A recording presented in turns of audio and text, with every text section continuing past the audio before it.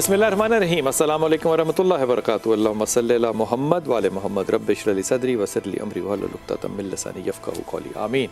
ख़वातीन हज़रात, आप देख रहे हैं कुतुब ऑनलाइन और मैं हूं बिलाल कुतुब। और जुमेरात और जुमे का जो दिन होता है वो आपके साथ टेलीफोन कॉल्स पे होता है, मसाइल सुनने का, मसाइल शेयर करने का, हदायत लेने का, हदायत देने का, और किसी ऐसी शख्सियत का भी साथ होता है जो कि आपको वज़ाइफ में भी और हदायत में भी मदद करती है। शाम भाई अस्सलाम वालेकुम, खैरियत से हैं आप? शाम भाई, ये बात तो पक्की है ना कि अल्लाह ताला ने कुछ चीज़ों को कुछ चीज़ों पे फजीलत दी है। बेशक बेशक, इस पे कोई दो राय तो नहीं है? कोई दो राय नहीं। मैं डरते डरते कह रहा हूँ ना, अपने पे ना लो, क्योंकि आजकल वो लफ्ज़ बड़ा इस्तेमाल हो रहा है ना, न्यूट्रल न्यूट्रल खेल रहे हैं सारे लोग। मिसाल के तौर पे अल्लाह न्यूट्रल नहीं है, ये मैं अगर गलत कह रहा हूँ तो मुझे आपने ठीक कहता है। अल्लाह कहता है जाहिल जो है वो पढ़े लिखे के मुकाबले में ठीक नहीं, मुत्तकी जो है वो गैर मुत्तकी के साथ नहीं। और अल्लाह ने आखिर में चौथी चीज़ पता है क्या कंपेयर की? अल्लाह कहता है जो मुजाहिद है वो गैर मुजाहिद के, जो घर में बैठे वो उसके बराबर नहीं हो सकता। अल्लाह ने फजीलत सारी कुरान की आयतों के मफ़हूम। अब इस सारे मामले के अंदर अगर आप गौर करें तो पीर का दिन है मिसाल के तौर पे, जुमे का दिन है मिसाल के तौर पे, रबीउल अव्वल का महीना है मिसाल के तौर पे, और ये ज़िलहज का महीना, और फिर इस महीने के अंदर ये पहले 10 दिन। अब जिन लोगों ने कुर्बानी करनी है उनके लिए क्या अहकामात हैं, इन 10 दिनों की फजीलत क्या है, इन दोनों पे बात करते हुए पहले फ़जीलत पे अगर आप थोड़ी सी इस पे हमें तालीम करें कि फ़जीलत इन 10 दिनों की जो कहा जाता है वो वाकई है। बिस्मिल्लाहिर्रहमानिर्रहीम। बिलाल भाई, इन 10 दिनों की फजीलत के एतबार से सबसे पहले तो मैं कुरान की आयत पेश करता हूँ, वल फजर वला यालिन अशर वशफ़ी वल वतर। अल्लाह रब्बुल इज़्ज़त जब किसी चीज़ की कसम खाएँ तो बहरहाल उसकी बहुत ज़्यादा अहमियत होती है। अल्लाह रब्बुल इज़्ज़त ने फजर की कसम खाई, उसके बाद क्या कहा? वला यालिन अशर, इन 10 दिनों की, ज़िलहज्जा के 10 दिनों की कसम है। और मुफस्सिरीन के, जमहूर मुफस्सिरीन का इत्तफाक है, इससे मुराद ज़िलहज्जा के पहले 10 दिन है, और फिर वशफ़ी वल वतर, योम नहर की और बाकी दिनों की, यानी इसी अशरे की जो अल्लाह रब्बुल इज़्ज़त कसमें खा रहा है। इसकी तशरीह हदीस से क्या? बुखारी शरीफ में सैयदना अब्दुल्लाह इब्न अब्बास इस चीज़ के रावी हैं। उन्होंने रसूलुल्लाह सल्लल्लाहु अलैहि वसल्लम से ये बात रवायत की। रसूलुल्लाह सल्लल्लाहु अलैहि वसल्लम ने कहा, इन 10 दिनों में किया जाने वाला नेकी का अमल बाकी पूरे साल में किए जाने वाले नेकी के अमल से अफजल है। तो सैयदना अब्बास ने पूछ लिया, अल्लाह के रसूल, जिहाद फी सबीलिल्लाह से भी ज़्यादा? तो रसूलुल्लाह ने कहा, बेशक जिहाद फी सबीलिल्लाह से भी ज़्यादा। इसका मतलब क्या है?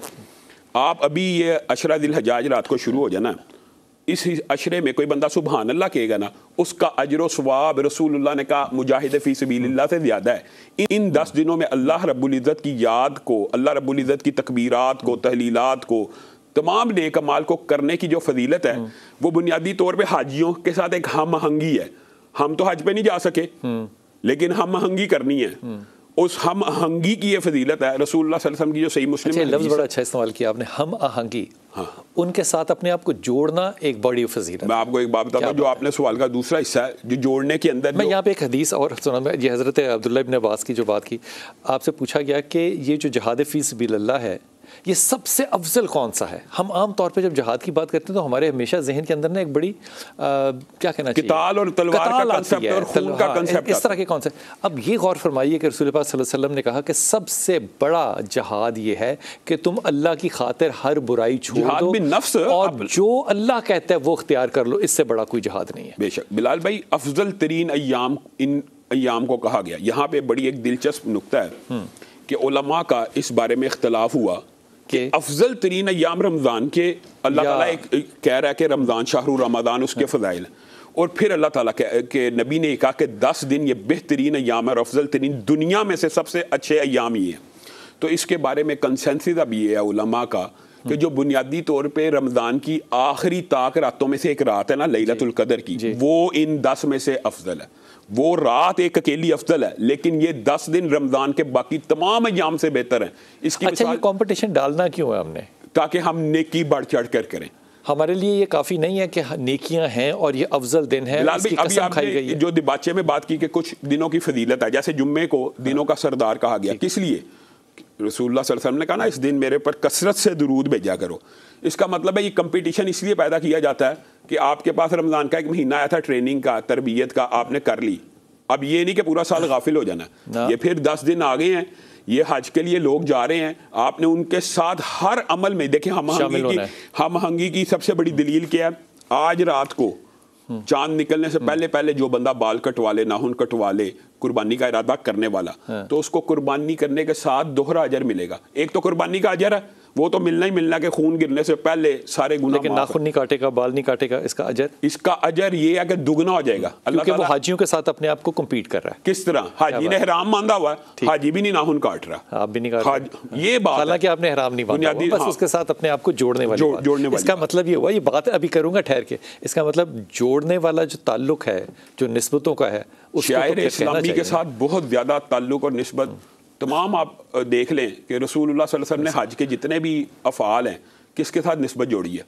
क्या बात है, सैयदना इब्राहीम के साथ ही निस्बत जोड़ी है ना। ये बात आके करूँगा कि हज़रत इब्राहीम का जो अपने बेटे के साथ मुकालमा है, ये बात वैसे करनी चाहिए 10 दिनों के अंदर, और हो सकता है हज वाले दिन ये करें कि वो जो गुफ्तगू है बेटे की और बाप की, वो क्या बात है, और वो जो रास्ते में 3 शैतान आते हैं उनके बारे में जो रवायतें हैं, और उस पर ऊपर बहुत सी ऐसी बनी इसराइल की रवायतें हैं, वो भी इंशाअल्लाह ताला शेयर करेंगे। लेकिन इन 10 दिनों में ख़ास तौर पर इल्तमास दुआ है सारे लोगों से, एक दूसरे के लिए दुआ करें, ये सुन्नत रसूल है। और इस पर हज़रत उमर ख़त्ताब फ़ौरन याद आ जाते हैं कि भाई जा रहे हो तो मेरे लिए दुआ करना। हज़रत उमर ख़त्ताब कितना इस पर फ़ख्र करते थे कि रसूल सल्लल्लाहु अलैहि वसल्लम ने मुझे भाई कहा है, भाई कहा है। जी अस्सलाम वालेकुम फरीदा बेटा, जी फरीदा, जी फरीदा अस्सलाम वालेकुम। हेलो जी फरीदा, जी मेरा बच्चा। हेलो जी अस्सलाम वालेकुम। वालेकुम अस्सलाम। जी बेटा। जी कुतुब बिलाल साहब बात कर रहे हैं? जी बोल रहा हूँ बेटे। जी मेरा नाम फरीदा है, मैं यहाँ पब्बी से बात कर रही हूँ। जी सर, मेरा सवाल ये था कि मेरे शौहर जो है तकरीबन मेरी शादी से 1 साल पहले से तकरीबन 22 साल हो गए हमारी शादी को, उन्हें शुगर के पेशेंट हैं वो।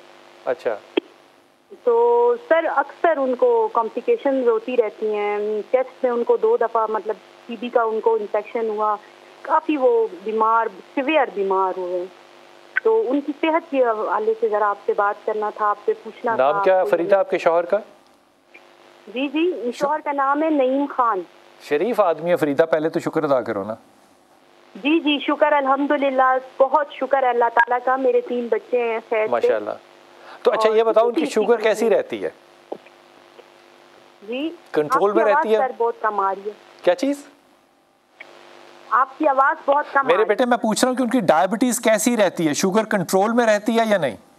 जी सर, डेली मैं चेक करती हूँ उनकी शुगर, अक्सर उनकी डाउन हो जाती है। वो इतनी कंट्रोल रखते हैं कि अक्सर उनकी डाउन हो जाती है। 2-3 ये बताओ जब तुम चेक करती हो वो कब चेक करती हो? रैंडम चेक करती हो कि फास्टिंग में चेक करती हो? रैंडम पे चेक करती हूँ और फास्टिंग पे कभी कभार चेक करती हूँ। कितनी होती है शुगर रैंडम पे और फास्टिंग में कितनी होती है? मसला होता है उनकी शुगर डाउन हो जाती है। रैंडम और फास्टिंग में कितनी होती है? रैंडम में उनकी 130 140 होती है रात के टाइम पे, मतलब खाने के 4 घंटे के बाद। वंडरफुल, ठीक हो गया। तो अभी वो मेडिकेशन पे है या इंसुलिन पर है? जी इंसुलिन पे है, इंसुलिन पे है। 2 किस्म की उनको इंसुलिन लगती है, एक रैपिड है वो खाने के साथ लगाते हैं, एक लेंटस है वो एक। तो वो उसको कम क्यों नहीं करते? अगर वो शुगर में उनकी डायबिटीज इतनी इफेक्टिवली उनको इंसुलिन इफेक्ट कर रही है बॉडी में, वो डिस्ट्रीब्यूशन जो है वो ठीक है, तो वो उस अपनी डोजेज को 2-2 यूनिट करके कम क्यों नहीं कर रहे डॉक्टर के मशवरे के साथ? सर उनका ये है ना कि वो कमजोर है। और कमजोर का मशवरे से क्या ताल्लुक है बेटा? सर फिर ज्यादा भी हो जाती है ना, अगर थोड़ी सी बदपरहेजी कर लेना तो फिर अचानक शूट आउट भी हो जाती है।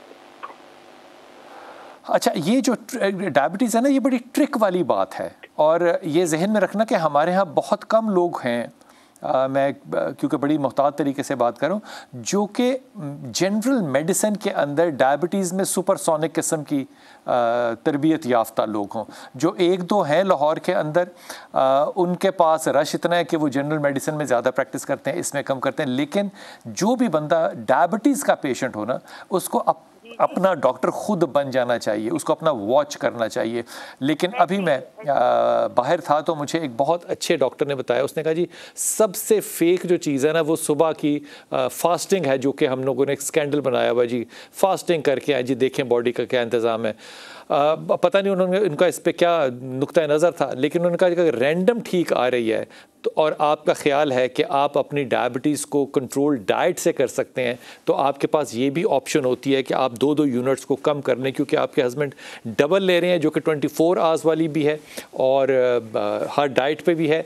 तो मेरे ख्याल में थोड़ा सा डॉक्टर के साथ मशवरा करके ही can definitely control the diet and come to a better suggestion कि मेडिसिन की डिस्ट्रीब्यूशन 24 घंटे में कैसी करनी है। ये सारी मेडिकल बात हो रही है जो कि मेरा डोमेन नहीं है, लेकिन मैं दरख्वास्त कर रहा हूँ कि आपने किसी साइंसदान किस्म के डॉक्टर के पास जाना है और मियाँ से एक बात कहनी है, क्योंकि उसको जो चीज़ तंग करेगी ना, दैट विल बी लिवर, क्योंकि ये सेंसिटिव आदमी है। दूसरी चीज़ जो इसको तंग करेगी, शराफत की वजह से ये स्ट्रेस शेयर नहीं करता, जिसमें आप मदद कर सकती हैं। इसको कहो कि ये लाहौल की तस्बीह जो है ना, ये कसरत से पढ़े, लाहौल वाला कुव्वत इल्ला बिल्लाह, कसरत से पढ़े। इसका जो इंटरनल है वो एक्सटर्नल की तरफ आना शुरू होगा और उस कथारसिस शेयरिंग बड़ी इंपॉर्टेंट बात होती है। लोगों से अपना गम शेयर करना, मसला हल हो ना हो, गम हल ज़रूर हो जाता है, ये बात जो है ये बड़ी पक्की है। लेकिन उसके साथ फरीदा, मेरे ख्याल में उसको थम में लाने की बजाय उसके साथ शेयरिंग जो है वो शुरू करो और लाहौल पढ़ने को दो, अल्लाह खैर करेगा। जी अस्सलाम वालेकुम। उम्मे हबीबा, क्या खूबसूरत नाम है जी मेरा बेटा। जी सर, मैंने आपसे 2 क्वेश्चन पूछने हैं। जी बेटा। एक तो मेरा रिश्ता हुआ था मतलब कजन के साथ 7 साल। बिल्कुल नहीं समझ आई आप क्या कह रही हैं। आपका रिश्ता हुआ था, फिर क्या हुआ? तायाबू के घर रिश्ता हुआ है, 7 साल वो टूट नहीं बेटा, तायाबू के घर रिश्ते की इंपॉर्टेंस नहीं है, रिश्ता किससे हुआ? उस आदमी का नाम क्या था? तौसीफ अहमद। तौसीफ से उम्मे हबीबा का रिश्ता हुआ, फिर क्या बात बनी? तो वो सिर्फ मैं जिस वजह से टूट गया कि मेरी ताई अम्मी का ख्याल था कि कोई अमीर लड़की होगी तो उससे करेंगे। है ये तुम्हें कैसे पता चला इस बात का कि ताई अम्मी का ये ख्याल था? क्योंकि उन्होंने खुद हर जगह बैठ के ऐसे बोला है। अच्छा, फिर ये रिश्ता तोड़ दिया? अब एक और रिश्ता आया है, उनका नाम रेहान सिद्दीक है। अच्छा, तो क्या वो बेहतर है, सही होगा? मुझे नहीं पता। पहले तो मुझे ये बताओ कि उनकी अम्मी से पूछ लिया तुमने कि वो तो नहीं अमीर लड़की चाहते? नहीं, उनकी अम्मी की मर्जी है, वो खुद आई है। तो बेटा, ताई ने भी तो रिश्ता अपनी मर्जी से किया होगा ना? नो, वो मेरे ताई अब्बू की मर्जी थी। ताई की मर्जी नहीं थी, लेकिन टूटा ताई की मर्जी से, हुआ ताई की मर्जी से। ये अकल में आती है बात उम्मे हबीबा? जी, ताई अब्बू की मर्जी थी लेकिन ताई अम्मी की नहीं थी। लेकिन जो अभी देखो उम्मे हबीबा, मैं तुम्हें एक बात बताऊँ, तुम मेरी बेटियों जैसी हो, बड़ी ईमानदारी से ना, मैं हाथ बांध के कह रहा हूँ, जब रिश्ते होने होते हैं या नहीं होने होते हैं ना, ये ऑप्शंस होती हैं लोगों की, लोगों के दिलों में चॉइसेस होती हैं। लेकिन कोई भी रिश्ता अगर हो जाए तो बड़ी अच्छी बात है, अगर ना हो ना तो कहते हैं कि जंग जीतने से पता नहीं चलता कि दुश्मन कैसा है, जंग हारने से पता चलता है। हार जाए ना जब इंसान किसी चीज़ में, तो सबसे पहली जो मुहताज चीज़ करनी चाहिए ना, हाथ बांध के बेटी मैं तुम्हें कह रहा हूँ, तोहमत नहीं किसी पे लगानी चाहिए, गिला नहीं होना चाहिए। ये नहीं करते बिल्कुल भी, क्योंकि इस मजाज के साथ तो कोई भी रिश्ता नहीं हो सकता तुम्हारा। कोई भी रास्ते में जो चीज़ है वो चेंज कर लेगा अपना दिमाग, फिर क्या करोगी उम्मे हबीबा? ये हारना जो है ना, ये सीखना चाहिए बेटा ज़िंदगी के अंदर। ये लड़का जो तुम बता रही हो, हाँ ये अच्छा लड़का है हबीबा, लेकिन मैं तुम्हें फिर ये बात बताऊँ, तुम इस लड़के से ज़्यादा ताकतवर हो जज्बाती तौर पे, इमोशनली तुम बहुत स्ट्रांग हो, लेकिन तुम रोने में बड़ी तेज़ हो। अब ये लड़का तुम्हें हैंडल कैसे करेगा? अब इसका इल्ज़ाम तुमने अपनी होने वाली सास या ससुर पे नहीं डालना। ये सोच के जाना कि ये लड़का तुम्हें इमोशनली हैंडल नहीं कर सकता, ये इमोशनली वीक है। फॉलो तुम्हें कर सकता है, लेकिन वहाँ तुम रोगी कि अब मुझे फॉलो, मैंने फॉलो करना है, बीवी तो मैं हूँ। ये मसाइल तुमने खुद हैंडल करने हैं हबीबा। ये डिटर्मिनेशन जहन में रखना कि तुम्हारी ज़िंदगी में आने वाली में सफ़र भी होगा, हो सकता है बाहर का सफ़र हो, सेटलमेंट बाहर हो, जो भी हो, झुक के रहोगी इस रिश्ते में तो ये रिश्ता बहुत अच्छा है। और ये जो बात की बातें ना मेरी बेटी, इन चीज़ों से बिल्कुल एहतियात करो। या रहमान या रहीम या करीम, मेरी माँ सईदा आयशा ने फतवा दिया है, अगर ये बात कर लो, ये पढ़ लिया करो, तो ये कमाल ही बात हो जाती है। हुजूर अक़दस, अगर कोई शख्स नाखून ना काटे, ये वो मसाइल है जो कि अगले 10 दिन मैंने आप लोगों से इंशाअल्लाह ताला हस्बे तौफीक लड़ाई करते रहना है। ठीक है, ये जुमला मैंने ठीक है ना? वो नाखून ना काटें तो कहते जी गंदे, बाल ना काटें कहते जी गंदे। अभी बैल ख़रीद के लाना है तो इस वक्त कम अज़ कम कमज़ोर तरीन भी 1.5 लाख का है, तो कहते जी किसी का ब्याह करा दो, ऐ ना करो, ये नहीं वैसे करा। जब हम अपने आप को एसोसिएट करना चाहते हैं एहराम बांधे हुए शख्स के साथ, तो ये जो ताने और तंज हैं और लोगों की ऑब्जर्वेशंस हैं, इनके जवाब देने चाहिए कि नहीं देने चाहिए? बिलाल भाई, बुनियादी तौर पे बात ये है कि 10 दिन में कोई नाखून इतने बड़े नहीं हो जाते कि इंसान ये कहे कि बड़े गंदे हो गए हैं। और अगर 10 दिन बाकी तो इंसान को, आपको पता मुसलमान के ऊपर ये फ़राइज़ में से नाखून काटना, जो बाल हैं इजाफी उनको तलफ करना उनको, लेकिन अगर 10 दिन अल्लाह रब्बुल इज़्ज़त के लिए छोड़ भी देगा तो इससे क्या फ़र्क पड़ जाएगा? तानो तशनी का किसी का भी रत्ती बराबर असर नहीं होना चाहिए। आपने बात की है ना, ये आपने 100% दुरुस्त बात की। अभी 10 दिन ये कैंपेन चलनी है, कैंपेन चलनी, सोशल मीडिया पे कैंपेन चलनी है कि बैल की बजाय पानी का कूलर लगा दो, पानी का कूलर लगा दो। मैं आपको एक बात बताऊं, इनको जब ये पीसी में या वारी में खाना खाने जा रहे होते हैं तब ये जुमले याद नहीं आते, या वैलेंटाइन डे के ऊपर ये जुमले याद नहीं आते। अच्छा, पराठू खरीदते हुए भी नहीं याद आते? मैं कहता हूं अपनी तो बैल खरीदते याद आते, सिर्फ कुर्बानी के ऊपर। यानी इनको ये जो दर्द, पता है डॉक्टर सरार साहब भी कहते थे, वो कहते थे ये ताल्लुक ना तोड़ो, ये ताल्लुक ना तोड़ो, ये ताल्लुक जो है ये रखना बड़ा ज़रूरी है। लेकिन मैं आपसे अगली बात कह सकता हूँ एक इजाज़त के साथ? मैं कहता हूँ अगर मुझे कोई ये ताना देना कि जनाब आप अल्लाह के वास्ते गंदे लग रहे हैं, तो मैं, कमाल बात है, मुझे बड़ा फ़ख्र होगा, ये फ़ख्र की यार मैं अल्लाह की खातिर गंदा लग रहा हूँ। वजह ये कि अल्लाह के रसूल की ये दुआ है कि अल्लाह तू मुझे फ़ुकरा के साथ उठाना। इस माशरे में सुन्नत पर सब अमल करना चाहते हैं, फ़ुकरा के साथ कोई नहीं उठना चाहता। जब आप सुन्नत रसूल पर चलना चाहें तो फ़ुकरा के साथ उठने को इसलिए तरजीह दें कि अल्लाह के रसूल ने मायशा को कहा कि जनाब ये 40 साल पहले जन्नत में होंगे। अब एक तस्वीर देखिए, इस कौम की बेहिसी जो है वो आपको दिखा रहा हूं। यह तस्वीर देखिए, फिर आपसे अर्ज करता हूं जी। ये तस्वीर जो है ये एक सीढ़ी की है जो कि स्टेप्स अप जा रहे हैं। ये मैंने पीछे से इसको फेड आउट किया है। ये इन सीढ़ियों के साथ एक बार है जो सीढ़ियों को पकड़ के चढ़ने वाली, उसके साथ एक रैंप बना हुआ है। अब ये रैंप पता है क्यों बना हुआ है? ताकि यहाँ से व्हील चेयर वाले लोग जो हैं वो ऊपर जा सकें। अब कमाल बात है कि इस रैंप पे से पैदल नहीं जा सकते, इतनी ज़्यादा स्लोप है, पैदल नहीं जा सकते। लेकिन रैंप बनाया है किसी अल्लाह के वली ने सिर्फ इसलिए कि CDA का, क्योंकि इस्लामाबाद की तस्वीर है, CDA का कानून है कि जनाब रैंप होना चाहिए स्पेशल लोगों के लिए। ये मैं हाथ बांध के कहता हूं, खुदा के वास्ते ये जो मजहबी कार्रवाई होती है ना, ये पूरी ना किया करें। हाँ, ये ज़्यादा बेहतर लफ्ज़ है, ये ना इस्तेमाल किया करें। आप इमेजिन कर सकते हैं कि अगर एक शख्स यहाँ पे व्हील चेयर में आया या चल नहीं सकता है, बुजुर्ग है, वो सीढ़ियाँ नहीं चढ़ सकता, वो इस रैंप पे कैसे चढ़ेगा? और इस बिल्डिंग के अंदर जितने भी दुकानदार या अफसरान बैठे हैं, क्या उन लोगों का कभी ये दिल नहीं चाहा कि वो इस बात को देखें? चलें, अगर कानून साजी के तहत ये बिल्डिंग आगे नहीं बढ़ाई जा सकती थी तो फिर पता क्या हो सकता था? यहाँ पे लकड़ी का या लोहे का बना के टेम्पररी आप यहाँ पे स्टेशन बना देते और रात को उसको उठा देते ताकि कानून भी ना टूटता। ये जो इनसेंसिटिविटी है ना लोगों की, ये आप इंशाल्लाह नहीं कहना चाहिए। 10 दिन में अगले हम देखेंगे कि लोग एक दूसरे पे उंगलियां उठा रहे हैं और मजहबी उंगलियां उठा रहे हैं, और हम उसको डिफेंड करने में अगले 10 दिन इबादत की बजाय उसमें पूरे के पूरे ज़ाया करते हैं। ये जो मैं जुमला कह रहा हूँ कि अगर अल्लाह के वास्ते कोई मुझे कहे कि यार तू बड़ा बुरा लग रहा है, मिसाल के तौर पर मैंने पैंट ऊँची की हुई है, मिसाल दे रहा हूँ, इसलिए नहीं की हुई कि मैं हमेशा करता हूँ, इसलिए कि वहाँ के लोग करने वाले हैं, मैं उन जैसा लगना चाहता हूँ, तो मुझे इस पर फ़ख्र नहीं होना चाहिए। बिलाल भाई, ये तो बड़ी फ़ख्र की बात है। आपने ये जो मिसाल दी है, टहने से ऊपर शलवार करने वालों को ये तंज का निशाना बनाया जाता है। आप मुझे एक बात बताएं, जो नौजवान बच्चे होते हैं जब दाढ़ियाँ छोड़ते हैं तो वो अल्लाह और उसके रसूल के लिए छोड़ते हैं ना, उसको सूफ़ी नहीं कहता था मुआशरे के अंदर, और मौलवी जा रहे हैं, सूफ़ी जा रहे हैं, तंज के तौर पे, तो वो उसको फ़ख्र करना चाहिए। जो बात आपने की है, जो बाहिजाब औरत यूनिवर्सिटी में जाती है उसको तंज का निशाना नहीं बनाया जाता। इसके ऊपर एक वापस आता हूँ, एक और आपसे बात याद करता हूँ। एक होता है, मैं दोनों लफ्ज़ जो है ना वो पूछ के इस्तेमाल करूँगा क्योंकि ये तीसरी एक चीज़ है जो हिजाब के अंदर शामिल हुई है, उसको भी सारे लोग अब क्यों रिजेक्ट कर रहे हैं, क्यों डर रहे हैं। वापस आइए, आपसे अर्ज़ करता हूँ।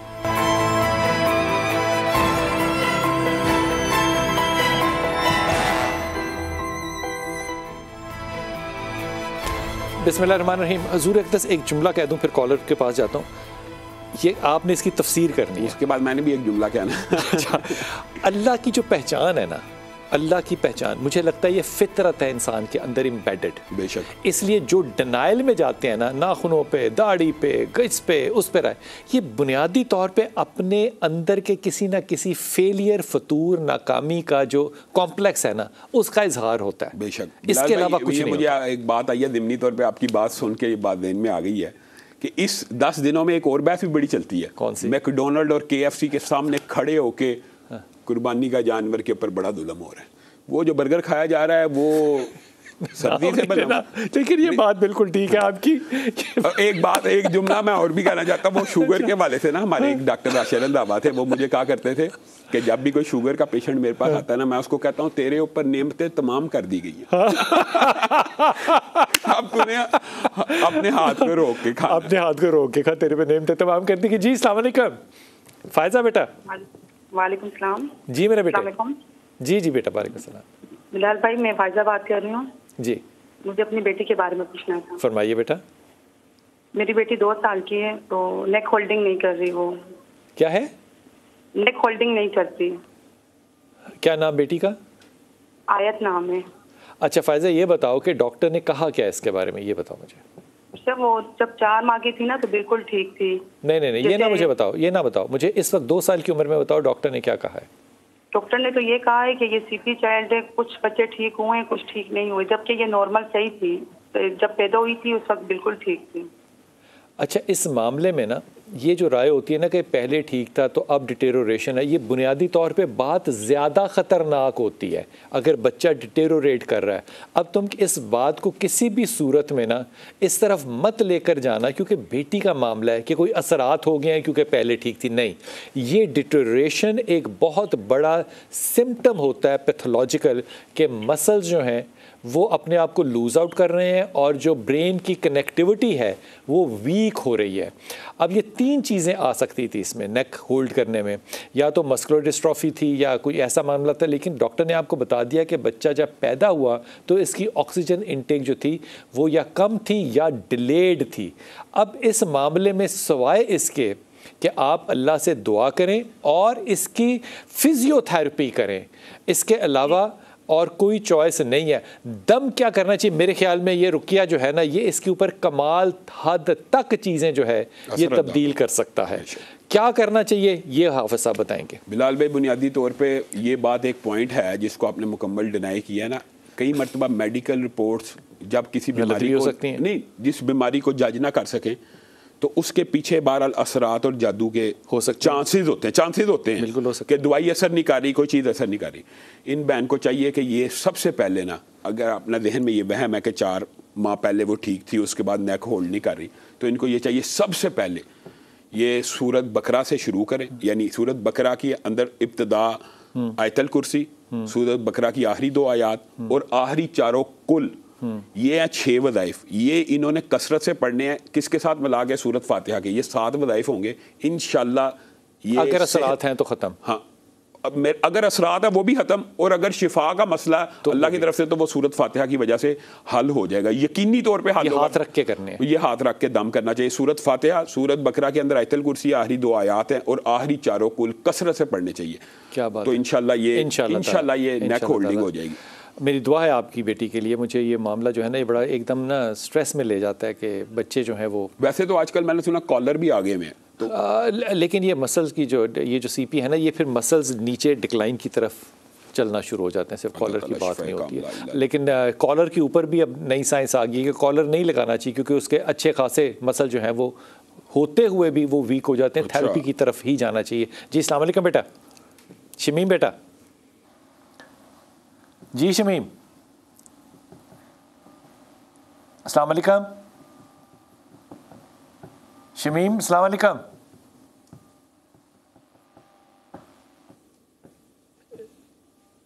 सादिया रावलपिंडी से अस्सलाम वालेकुम। जी वालेकुम अस्सलाम। कुतुब भाई मैंने आपसे अपने हस्बैंड के बारे में पूछना था। जी बेटा। कि वो फाइनेंशियली बहुत ज़्यादा डिस्टर्ब इस वक्त जा रहे हैं। पहले जॉब करते थे, फिर कोरोना के डेज में जॉब। नाम क्या हस्बैंड का बेटा? जी यासिर उनका नाम है, यासिर अली। ठीक, तो अब क्या मसला है? जॉब नहीं है? जी जॉब नहीं है। फिर जब जॉब उनकी छूट गई तो उन्होंने गाड़ी को जो है वो एक खरीदी, किसी से सेल की, फिर उसमें भी बुरे तरीके से फंस गए कि इवन उनको जो है वो खुद से पेमेंट देनी पड़ी। तो सूद पे उन्होंने पैसा लिया, घर के कुछ जेवर चले गए, घर के कागजात चले गए, मतलब फाइनेंशियली बिल्कुल जीरो पे आ गए हम लोग। तो अभी बहुत ज़्यादा फाइनेंशियली डिस्टर्ब जा रहे हैं कि घर के कागजात जो हैं वो सूद वाला जो शख्स है उसके पास हैं और जो जेवर सूद पे लिए क्यों पैसे, मुझे ये बताओ। क्योंकि वो जिस पार्टी से उन्होंने गाड़ी खरीदी थी, नेक्स्ट जिनको दी तो वो फाइल में कुछ गड़बड़ आ गई थी, तो वो फिर उनको जो है वो पेमेंट देनी थी जो असल मालिकान थे। गाड़ी फाइल पे ली थी उनसे। गाड़ी फाइल पे लेने का क्या मतलब होता है बेटा?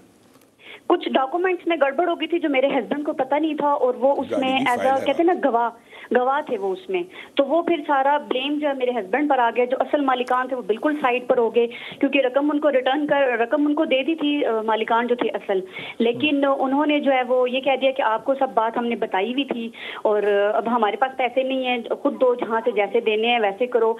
अच्छा, तुम्हें सादिया इस बात का तो पता है ना कि यासिर जो है वो जरा ज्यादा बड़बोला है, बात जरा अपनी कद से बड़ी कर जाता है जी।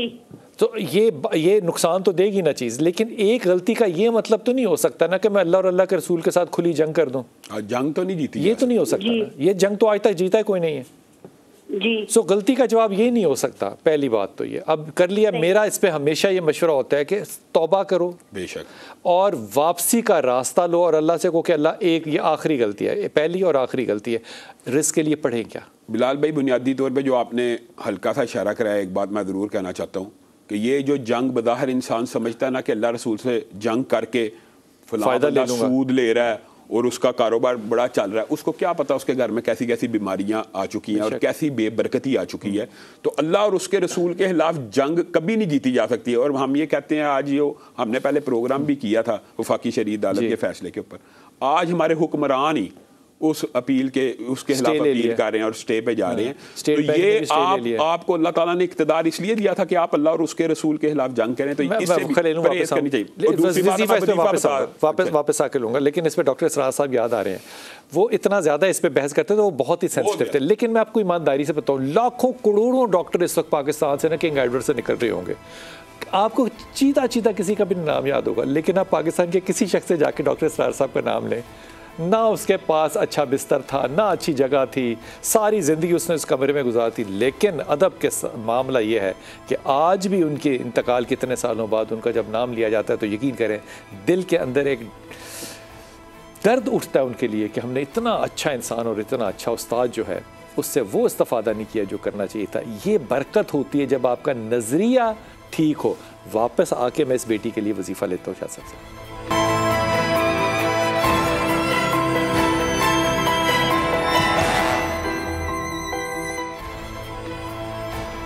बिस्मिल्लाह, हाफिज़ जी पहले वजीफ़ा देते हैं, फिर मैं अगली कॉल पे जाऊँ। बिलाल भाई, जैसे कि आपने उनको पहले बताया कि तौबा करें, तो तौबा के साथ ही मिलता जुलता वजीफ़ा जो रिज़्क़ के लिए बहुत बेहतर है और इनके लिए हस्बे हाल है, वो है अस्तगफिरुल्लाह। ये कसरत से अस्तगफिरुल्लाह पढ़ेंगी तो इंशाअल्लाह रिज़्क़ के दरवाजे भी खुलेंगे और वो जो तौबा का आपने उनको मशवरा दिया वो भी पूरा होगा। वो क्या बात है। और ये अस्तगफिरुल्लाह के ऊपर अगर मैं रसूल पाक सल्लल्लाहु अलैहि वसल्लम की वो तो हदीस इतनी, और हज़रत इमाम अली करम अल्लाह जो है वो सबको बता रहे हैं कि हज़रत हसन बसरी का असल में ये हसन बसरी का वाक़या है। ये तो हर ये कमाल औलाद के लिए भी, सबके लिए अस्तगफिरुल्लाह, ये ज़रूर वजीफ़ा पढ़ें और अल्लाह ताला से दुआ करें कि अल्लाह ताला रिज़्क़ में इजाफ़ा फरमाए। अगर सूरह इखलास पढ़ते रहें आपके शौहर, कमाल बात है। सूरह इखलास की बात आई है, मैं ज़रूर एक बात ऐड करूँगा। बिलाल भाई, रसूलुल्लाह सल्लल्लाहु अलैहि वसल्लम ने फरमाया तुम में से कोई शख्स इस बात से आजिज़ आ गया कि वो 1/3 कुरान पढ़ा करे, यानी ये तो मुसलमानों का मामूल होना चाहिए रोज़ाना का। तो सूरत इखलास 10 पारे पढ़ने जितना सवाब है, 3 दफ़ा पढ़ना तो मसला कुरान पाक का। और मुझे ऐसा नलायक इंसान तो ये ज़रूर पढ़े, हम सबको ही पढ़नी चाहिए। लाइक और नलायक इसमें बराबर हैं। जी अस्सलाम वालेकुम शमीम बेटा। वालेकुम सलाम जी पुत्र, मैं ना एक अर्ज कर दी है, मेरी बेटी है 28 साल की हो गई है, ਉਹਦਾ रिश्ता नहीं होता। बेटी है, क्या नाम है उसका? हाँ जी, रिश्ता बिल्कुल नहीं होता। देख के 9 साल हो गए देख दी। बेटी का नाम क्या है? बेटे का नाम महनाज यूसुफ। महनाज यूसुफ। उम्र कितनी है महनाज की? 28 साल। तो हो जाएगी ना शादी, क्यों फिक्र कर रही हो? बहुत फिक्र। ਉਹਦੀ ਵਾਲਦਾ ਦੀਆਂ ਅੱਖਾਂ ਜਿਹੜੀਆਂ ਬਿਲਕੁਲ ਰਹਿ ਗਈਆਂ, ਬਹੁਤ ਕਮਜ਼ੋਰ ਆ, ਬੇਵਾ ਵਾ। ਹੁਣ ਲੋਕ ਆਂਦੇ ਆ, ਉਹ ਕਹਿੰਦੇ ਆ ਤੁਸੀਂ ਗੁਜ਼ਾਰਾ ਕਿਸ ਤਰ੍ਹਾਂ ਕਰਦੇ ਆ, ਰੰਗ ਬਰੰਗੀਆਂ ਲੋਕ ਗੱਲਾਂ ਕਰਕੇ ਜਾਂਦੇ ਨੇ, ਰੁਕਾਵਟ ਪਤਾ ਨਹੀਂ ਕਿਹੜੀ ਆ ਜਾਂਦੀ ਹੈ, ਕਿਸੇ ਪਾਸੋਂ ਮੇਰੇ ਕੋਲ ਇਨਕਾਰ ਹੋ ਜਾਂਦੀ, ਕਦੀ ਦੂਸਰੇ ਪਾਸੇ ਇਨਕਾਰ ਹੋ ਜਾਂਦੀ, ਇਸ ਤਰ੍ਹਾਂ ਹੁੰਦੀ ਹੈ। ਤੇ ਰਿਸ਼ਤੇ ਵੱਲੋਂ ਮੈਂ ਬਹੁਤ ਪਰੇਸ਼ਾਨ ਆ, ਹੱਦ ਤੋਂ ਜ਼ਿਆਦਾ ਹੀ ਪਰੇਸ਼ਾਨ ਆ। अल्लाह ताला महनास की लिसानी करे। वजीफा भी मैं बताता हूँ, लेकिन ये जो मुआशरे का अलमिया ना, हमें ये जरूर डिस्कस आ जाता है। हमारे मुआशरे में निकाह को मुश्किल से मुश्किल तर बनाया जा रहा है और बुराई को आसान से आसान तर बनाते चले जा रहे हैं। ये हमारा मुआशरा है जहाँ पे निकाह, एक बंदे ने निकाह करना हो ना, उसके आगे ख्यालात का एक तूफ़ान आ जाता है, बच्चे कैसे पालने हैं। ये हमारा मुआशरा महंगाई के इस तूफ़ान और चक्की में पिस रहा है। और दूसरी बात यह है कि यार निकाह इतना ही मुश्किल कर दिया जाए कि बेटियां, इनके बालों में सफ़ेदियां आ जाती हैं हमारे मुआशरे में। वैसे अदालतों ने तो निकाह बड़ा आसान किया हुआ है, 14 साल का बच्चा भी चला जाए तो कर देते हैं, भाग के भी चला जाए। मैं आपको एक बात बताऊँ, ये भी बुराई आसान है, ये निकाह आसान नहीं है।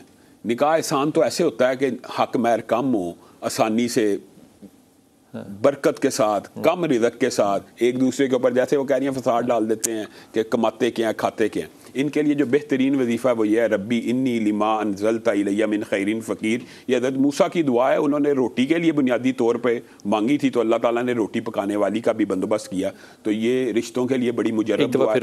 रब्बी इन्नी लिमा अनज़लता इलैया मिन खैरिन फ़कीर, सूरत कसस है, आयत नंबर 24 है। ये 40 दिन तक पढ़नी चाहिए हर नमाज के बाद 313 दफ़ा। 313 दफ़ा। जी अस्सलाम वालेकुम नुसरत बेटा। जी नसरगोदा से बात कर रही हूँ नुसरत। मेरा अपने भाई के बारे में पूछना था। बोलो बेटा। जी भाई का नाम मंजूर है और मेरी अम्मी का नाम, भाई का नाम क्या है? मंजूर। मंजूर, ठीक जी। और अम्मी का नाम नसीम अख्तर है। तो उन्होंने आज तो क्या कह रही हो बेटा? तो मैंने कहा कि मेरे भाई का पूछना था, भाई के बारे में। मंजूर उनका नाम है और उन्होंने आज बाहर जाना है, मस्कत। बाहर जाना है आज ही? जी आज ही। आज कहाँ जाना है बाहर? मस्कत। मस्कत जाना चाहता है। तो पूछना क्या है? पूछना ये है कि उनके लिए पढ़ने के लिए कुछ बता देना ताकि वो दिल लगा के वहाँ पे काम करें, वो इधर का इतना वो ना करे ना। अच्छा, ये वैसे तुमने बात बड़ी अच्छी की है कि तुम्हें पता है मंजूर इस मामले में कमजोर आदमी है, उदास हो जाएगा वो है इस मामले में कि वो इसलिए पूछ रहे हैं ना कि बता दें ताकि वो वहाँ टिक के काम करे ना। इंशाअल्लाह ताला उसे कहना कि एक लाहौल की तस्बीह और एक सूरह इखलास की तस्बीह, जज्बात भी ठीक रहेंगे और रिस्क भी बढ़ेगा इंशाअल्लाह ताला। ये दोनों चीजें पढ़ता रहे। और दूसरा मसला ये रिश्तों का मसला है। किस चीज का? रिश्तों का मसला है। क्या, किसका रिश्तों का मसला है? बहन भाइयों के रिश्तों का मसला है ना। बहन भाई कौन है बेटा? वो उनके नाम उनके मोहम्मद इकबाल है, अब्दुल गफूर है। हाँ। तो नहीं हो रही ना, रिश्ते नहीं हो रहे हैं उनके ना। थोड़ी सी बात चलती है बस खत्म हो जाती है। क्या वजह? पता नहीं अब क्या वजह है, बस बात थोड़ी सी चलती है बस खत्म हो जाती है ना। तलखी और तेजी इसकी कोई वजह हो सकती है?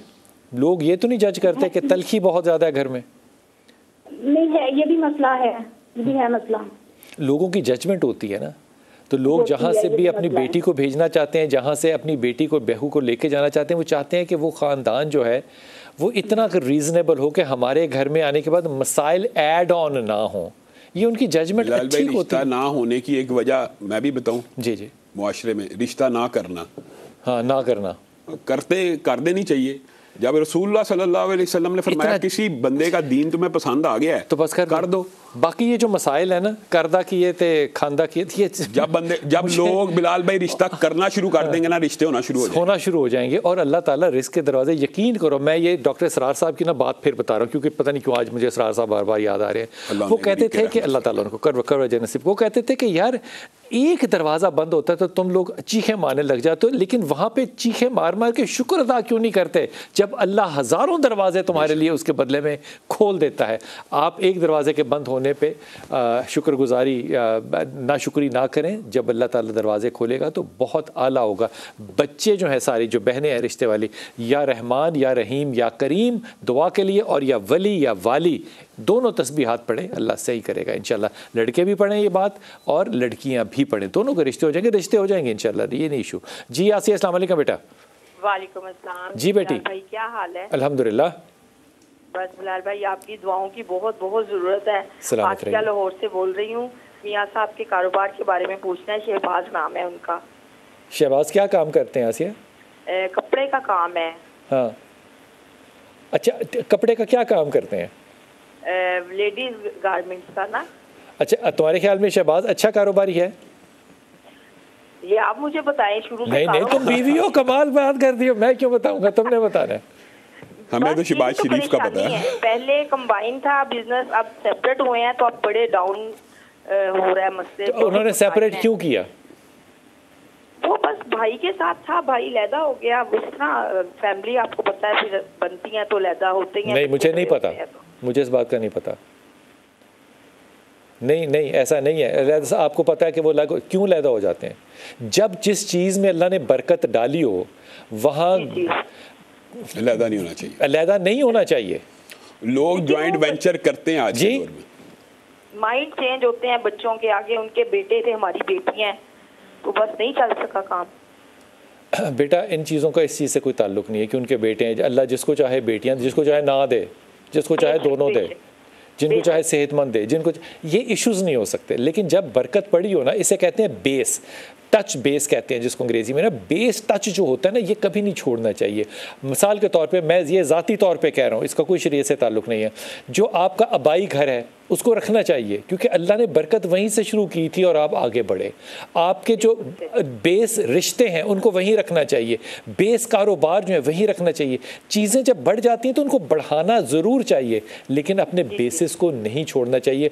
शहबाज से कहो कि या ज़ल जलाल वल इकराम, एक ये अल्लाह का नाम है, और सूरह इखलास ये हर वक्त पढ़ता रहे। अल्लाह कामयाबी देगा, बेटियों का नसीब है, बहुत खुलेंगे इंशाल्लाह। नहीं फिक्र करना, लेकिन बड़ी बात करने से परहेज़ करना है। ओके, ये समझ में आती है बात? इंशाल्लाह ताला। एक बात मैं ज़रूर आपकी बात में ऐड करना चाहता हूँ। माशाल्लाह आपने जो बात की है ये सही हदीस से साबित है। रसूलुल्लाह सल्लल्लाहु अलैहि वसल्लम के पास एक शख्स आ गया और आके कहने लगा मेरा भाई तो काम नहीं करता, काम तो मैं करता हूँ, प्रॉफिट तकसीम होता है। रसूलुल्लाह सल्लल्लाहु अलैहि वसल्लम ने कहा तुझे पता है कि तुझे तेरे नसीब के मिल रहा है उसके तकदीर का। इसका मतलब ये है, ये जो कॉर्पोरेट कल्चर होता है या जॉइंट वेंचर होते हैं, ये इसलिए बनाए जाते हैं बिलाल भाई, मुतअद्दद लोगों में से किसी एक का रिज़्क भी अगर अल्लाह ने लिखा हुआ है तो सबको मिल जाना, जिस तरह दुआ है। यही बात है जो आपने शुरू में कहा कि हज के मौके के ऊपर हज़रत उमर, ये सहाबा का मामूल था, कोई हज के ऊपर जा रहा था, उनको जाके कहते हैं कि दुआ करो। और आपको पता है एक सहाबी हजरत अबू दरदा, आपने मशहूर नाम सुना हुआ, मशहूर सहाबी हैं, उनके पास एक ताबी गए दुआ करवाने के लिए। तो उनकी जो थी उम्मे दरदा घर पे थी और वो घर पे नहीं थे। उन्होंने कहा कि ये रसूलुल्लाह सल्लल्लाहु अलैहि वसल्लम ने ये फरमाया कि जो बंदा भी किसी गैर हाजिर के लिए दुआ करता है अल्लाह ताला उसके हक में ना वो दुआ कबूल करता है। ये मैं तुझे बताती हूँ रसूलुल्लाह की। अब वो साहबी आगे आ रहे हैं सुफवान, तो रास्ते में से अबू दरदा भी आ गए, उनसे भी मिले। तो अबू दरदा ने भी उनको यही बात बताई, कहा ये बात तो मैं आपकी जोजा से यानी अपनी माँ से सुन आया हूँ। तो हज़रत अबू दरदा ने कहा फिर मैं तुझे एक बात बताऊं, जब भी मुझे किसी शय की हाजत होती है, मेरे 360 दोस्त, मैं सबसे कहता हूं, मैं सबका नाम लेके अल्लाह को कहता हूं अल्लाह उसको ये चीज़ अता कर दे, अल्लाह उसको ये चीज़ अता कर दे। दिन नहीं गुजरते वो चीज़ अल्लाह को अता हो जाती है। अल्लाह ताला हमारे दुआओं को भी कबूल करे और हमें भी इसी तरह दुआएं मांगने की तौफीक करे। और तमाम मुसलमान बहनों भाइयों से इल्तमास है दुआ, ये 10 दिन ऐसे हैं जिसमें कि जितनी ज़्यादा की जाए उतना ज़्यादा अच्छा है। अपनी दुआ में याद रखिएगा। अल्लाह आसानियाँ दे, रसानियाँ बांटने की तौफीक अता करे।